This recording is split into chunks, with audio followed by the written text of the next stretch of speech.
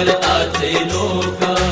भारताचे एक सार्वभौम समाजवादी धर्मनिरपेक्ष लोकशाही गणराज्य घडवण्याचा,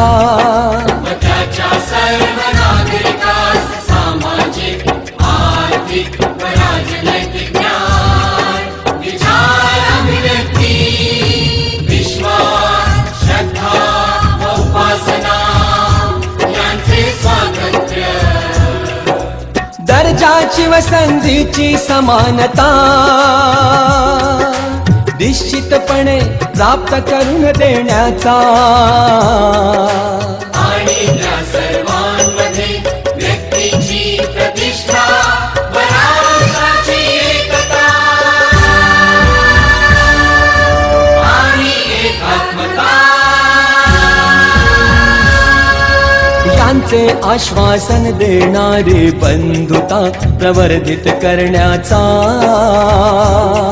संकल्पपूर्वक निर्धार करून